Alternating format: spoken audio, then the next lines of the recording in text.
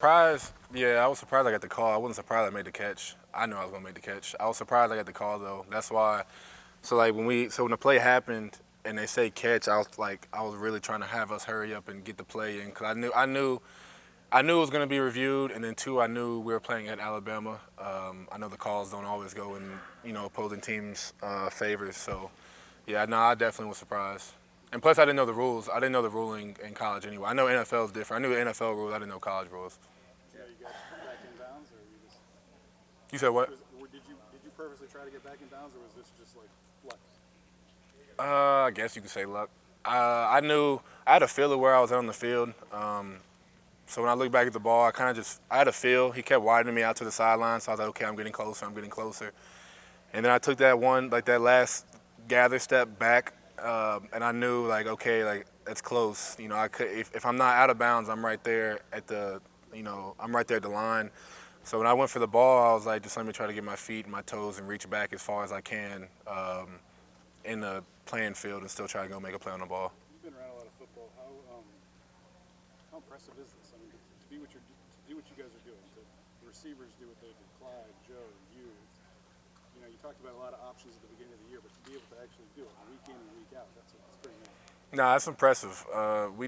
We knew how good we could be. A lot of coaches on our coaching staff said in the spring how good this offense could be, and we didn't.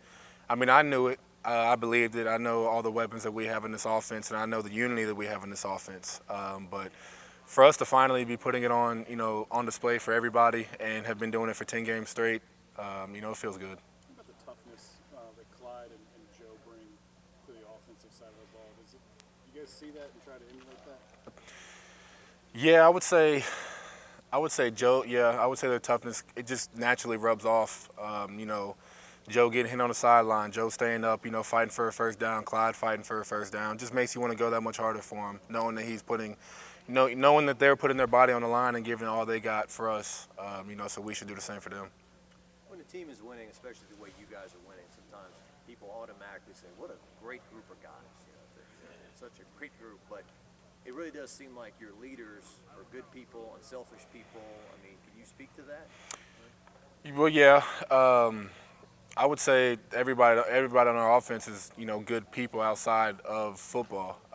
We all hang out with each other outside of football. We all naturally and like genuinely care about each other outside of football. When I first got here in the freshman class that I was in, which was Clyde, Caleb, those guys, whenever we'd leave for break or whatever it was, like we'd be texting each other, what are y'all doing? Y'all good? Just checking up on each other. So there's a lot of real down-to-earth people on this offense, and just real, genuine people on this offense.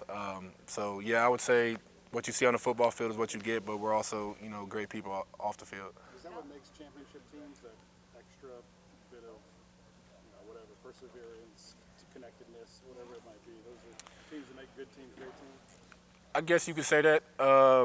I don't know. I always felt like on the good teams that I've played on, we've always had a chemistry beyond just football. Like we're not just teammates. We're friends, good friends off the field. And I kind of feel like if you're on a football team and you expect to win and playing real tough games like that, I feel like you got to have a relationship with your teammates outside of just being teammates. Two more for that. What did you think of when you watched the film and you saw Joe kind of truck the ref? What did you think about that? Well, what I thought about it on the field, I was just laughing. I was just laughing because Jamar said something last week about Joe giving a look, and I told Jamar, I was like, man, if you don't know, I was like, you really must have not been paying attention like at all if you're just not realizing that Joe has a look, because Joe gives looks all the time. So when he ran him over, he gave a look, and I was just laughing because I was like, man, I already know what's going through Joe's head. Which was what? Get out of my way? Yeah, I guess. Yeah, you could say that. Yeah, I guess that was what went through his head.